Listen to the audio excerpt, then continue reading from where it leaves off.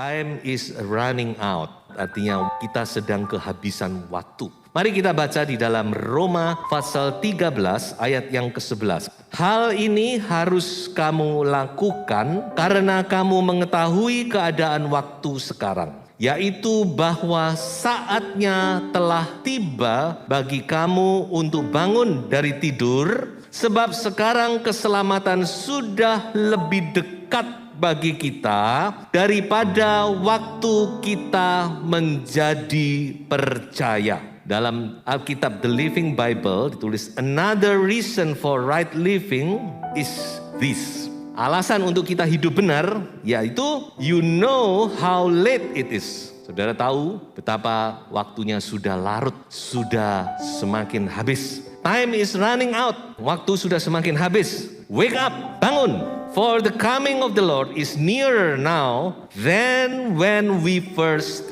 believed. Karena kedatangan Tuhan semakin dekat, lebih dekat daripada saat kita menjadi percaya.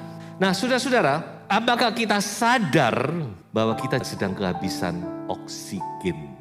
Dalam arti usia kita makin habis. Waktu kita makin habis. Sudah tentu semasa kecil pernah main ini ya, model seperti ini. Saudara bisa melihat itu pasir, ketika pasir itu turun ke bawah, maka yang di atas itu semakin habis. Dan kita semua setuju bahwa waktu kita berjalan cepat. Kita sedang kehabisan waktu, setiap kita. Termasuk Anda yang muda-muda juga, jangan berpikir, saya masih muda, saya masih kuat, saya masih 40 tahunan. Karena kita tidak tahu, saudara-saudara, umur kita ini berapa panjang, kita kan gak tahu. Time is running out. Kita sedang kehabisan waktu. Waktu yang Tuhan berikan kepada setiap kita. Bukan makin hari makin bertambah, tapi makin berkurang. Oleh sebab itu, saudara-saudara, saya mau bicara hal-hal yang praktis. Yaitu apa yang terbaik yang bisa kita lakukan dalam waktu yang semakin singkat ini. Saya beri sepatah kata, yaitu kita harus love and serve. Mengasihi dan melayani. Itu saudara-saudara. Mengasihi dan melayani. Itu saja saudara ingat.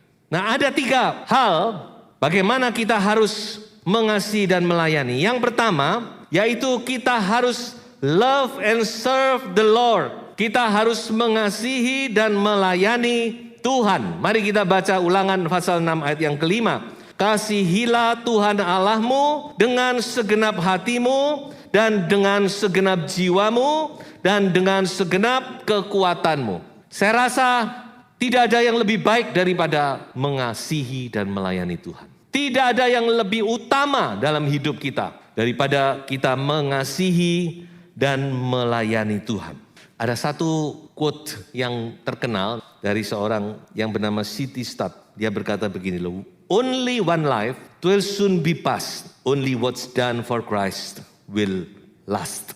Artinya hidup ini segera akan berlalu.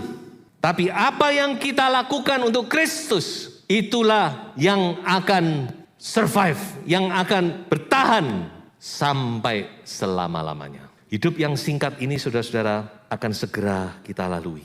Tetapi apa yang kita lakukan untuk Kristus, itulah yang akan punya arti di kekekalan. Sebab itu saudara-saudara, ini yang terpenting bagi setiap hidup kita. Mari kita love and serve the Lord. Dia Tuhan yang sudah berkorban bagi kita, yang sudah menyelamatkan kita. Saya akan masuk kepada satu pertanyaan, yaitu how, bagaimana? Kalau menjawab pertanyaan ini mungkin kita bisa mendaftar banyak hal, tapi setelah saya renungkan saya temukan 2 poin yang penting. Bagaimana kita harus mengasihi dan melayani Tuhan. Yang pertama yaitu kita harus mengenal Dia. Mungkin ini berlawanan dengan pemikiran Anda ya. Mungkin saudara pikir, oh kalau mengasihi melayani Tuhan terus begini, harus berbuat ini. Ternyata setelah saya renung-renungkan tidak, saudara. Justru Tuhan ingin supaya kita lebih mengenal Dia. Itu yang terpenting sebenarnya. Bukan kita doing something, melakukan sesuatu. Tapi Tuhan mau kita duduk di kaki Tuhan. Seperti Maria, mengenal Tuhan. Masalah bekerja, melakukan itu nanti gampang. Setelah kita mengenal Tuhan, Tuhan akan bimbing kita nanti. Roh Kudus akan tolong. Daripada kita ngawur bekerja sana sini. Coba sekarang kita duduk di kaki Tuhan seperti Maria. Terus mengenal Tuhan. More. Mengenal Tuhan lebih lagi. Saya rasa ini yang terpenting. Yang kedua, how to love and serve the Lord adalah tetap setia. Dalam keadaan apapun juga, yang namanya tetap itu saudara-saudara, artinya kita suka, duka, senang, susah. Ya seperti waktu orang menikahan begitu. Ya mengasihi baik dalam keadaan kaya, miskin, sakit, sehat, tua, muda. Tadinya pas-pasan, terus sukses, diberkati Tuhan. Karena dukungan doa istri, lalu mulai neko-neko. Ini namanya tidak setia itu namanya. Makanya tetap setia dalam keadaan apapun juga.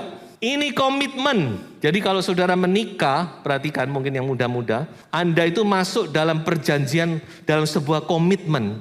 Yang namanya komitmen itu harus dipegang. Kalau saudara tidak siap untuk membuat komitmen, tidak siap untuk masuk dalam perjanjian nikah, saya anjurkan saudara lebih baik tidak menikah. Itu lebih baik bagi saudara. Daripada saudara masuk dalam komitmen pernikahan tapi kita tidak setia. Nah saudara-saudara, dua hal inilah yang saya pikir yang terbaik yang bisa kita lakukan untuk kita mengasihi dan melayani Tuhan. Ya, sebagai contoh adalah Kaleb. Bagaimana mereka, Kaleb dan Yosua setia penuh mengiring Tuhan. Dan akhirnya mereka mendapat warisan tanah Kanaan. Saya masuk kepada poin yang kedua.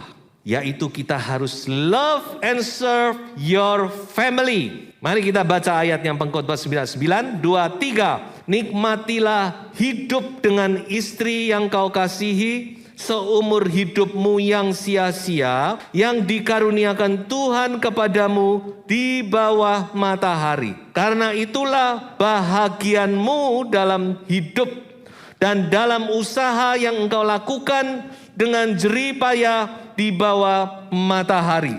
Yang kedua, saudara-saudara, yaitu kita yang terbaik yang bisa kita lakukan setelah Tuhan adalah keluarga, your family. Jadi kalau saudara bisa melakukan ini, saudara sudah sukses sebagai orang yang pernah hidup di dunia. Jadi kesuksesan itu tidak diukur dengan materi, saudara ya. Love and serve your family. Mengapa? Ada dua alasan, saudara. Yang pertama, karena keluarga itu adalah bahagian yang terbaik. Tadi kita sudah baca itu ayatnya. Bahagian yang Tuhan berikan kepadamu dalam hidupmu yang sia-sia ini. Dan saya katakan itu adalah bahagian yang terbaik, the best portion of your life.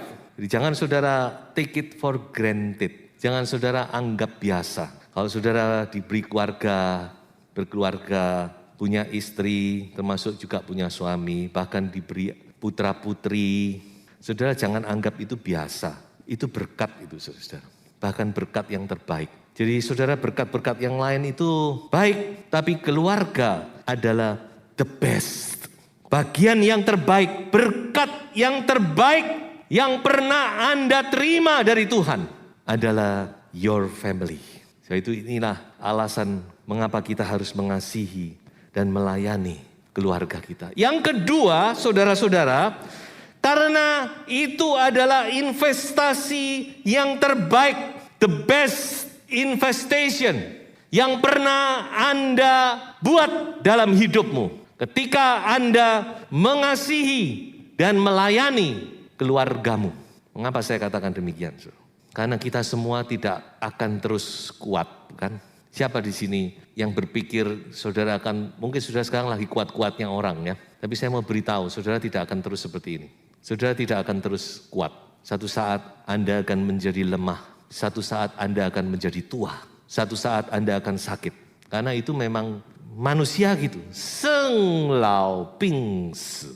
Hidup, menjadi tua, sakit, dan mati. Jadi ingat saudara-saudara. pada saat kita menjadi tua, pada saat kita menjadi lemah, siapa yang akan mendampingi kita? Siapa yang akan merawat kita? Siapa yang akan memperhatikan kita? Bukan tetanggamu, tapi keluargamu, istrimu, ya juga suamimu, anak-anakmu. Juga bukan hartamu, saudara-saudara. Harta tidak bisa dibuat apa-apa. Jadi saudara-saudara, mari kita berinvestasi itu mulai sekarang.